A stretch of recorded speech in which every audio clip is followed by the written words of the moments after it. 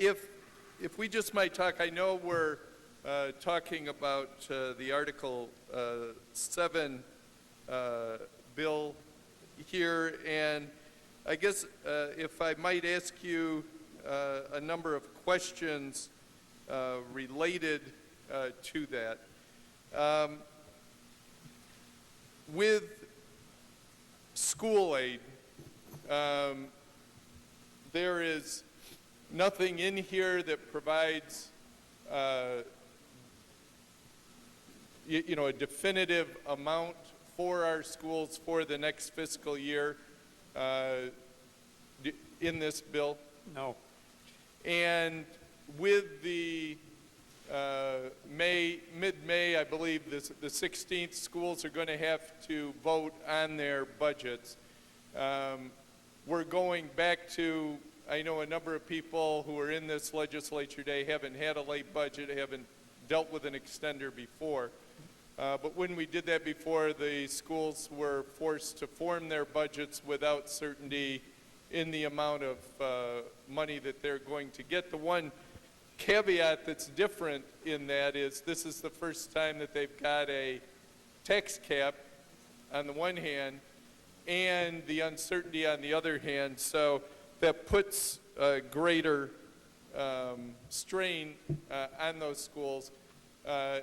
And on us also. Understood. Anything to give them relief from that target date of the 16th? No, other than tomorrow or the next day, putting together the budget and move away from this. I think that's the best way to solve it. If we could do that in the next couple of days. Yes. Well, you'd make a lot of people, I think, happy within this chamber and around the state. Yes. If we were able to do that. Let's talk a little bit about debt. Do you know how much we're increasing the total debt in the state with this legislation, doing the extender? Well, that's the what? Yeah. We gave the allowance to the governor to go to $8.9 billion additional. Any of it voter approved? No, that's not in here. Okay. And do we know, and I know one of the provisions is the Clean Water Infrastructure Act that's being done, $2.5 billion. Do we know how that's going to be financed and through who or whom?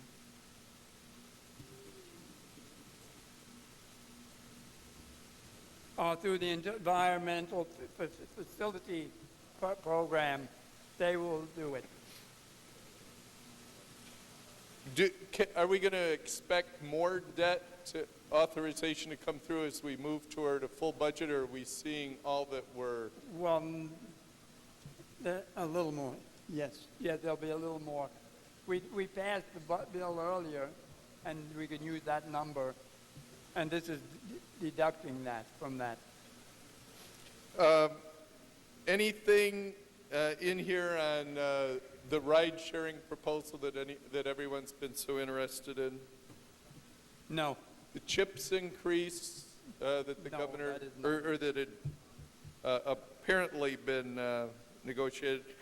Workers' comp reform? No. They're negotiating that right now. Okay. Small business tax cuts? Anything? No. I know.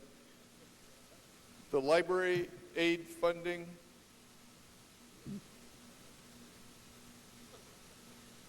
That's all part of the negotiation that's going on now. And one I ask most every year, unfunded mandate relief, anything here, or should we expect that to be negotiated? That will be negotiated.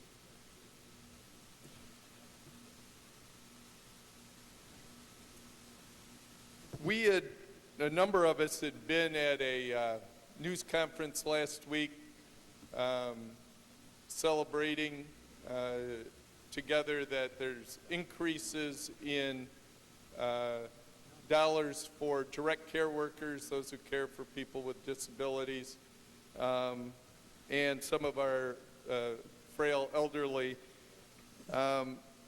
But from our analysis, it shows that's not going to be starting now. That wouldn't start until January. I had kind of the feeling there, or nobody said it, but the feeling was we're going forward here. So Yes. so it doesn't start to then, and so dollars in this year's budget aren't here yet because They're in here. 325, 3.25% increase, it'll increase, but not until, January 1st of 2018. and this extender though goes only through May, so there's not No, but this is in there. understood. How about any oversight? I know some of us have been concerned on some of the economic development programs of the state. Any further oversight provisions on our future economic development spending for the state? All part of the negotiation that's going on. Had we had the answer to that a couple days earlier, we would be ending with the answer. Understood. Mr. Farrell, thank you very much on the Thank bill. you. On the bill, Mr. Oaks. Today is a difficult day for many of us, those of us who hope to be on Friday and through even into that evening and maybe the following day to finish everything up, are quite disappointed that today, on the 3rd of April, we're doing an extender. One, a good thing to make sure the state meets its commitments and pays its workers. And yet, at the same time, it is really, I think, points out a lot of the failures of the last weeks as we've moved toward this point. We're now forcing our school budget or our schools to be blinded as they're doing their budgeting, and as I mentioned, for the first time with a tax cap. So before, when they got late information on their budgets, they were at least able to guess how much they might have, but also have the ability to maybe adjust with their tax rates at the local level. Now that really isn't there, and so we're putting them in a bind. Certainly, the negotiation process behind closed doors and with significant policy issues being included in that, it's brought us to this point today where those negotiating weren't able to come up with their final decisions, and so we're faced with this extender. I think as well, I've said a number of times on this floor, making decisions is difficult, but if you have a wider input of individuals allowed into the process to give thought, direction, suggestion, I think our opportunity for better policy for the state, and who knows, maybe the minority leader in this House or the other House might have been able to suggest the path to get to an on-time budget were this more of an inclusive process. But to this point, that has been refused, and so here we stand today. I was prepared to consider a positive vote today in spite of a lot of negative things, but I think one of the clinchers for me became we're funding a lot of things for a partial amount just from April to May, but on capital projects, we are funding for the entire year and giving authorization to spend in that way. So for me, when I add everything up today, I'm going to be casting my vote in the negative. I'd encourage others to thoughtfully consider the same. Thank you.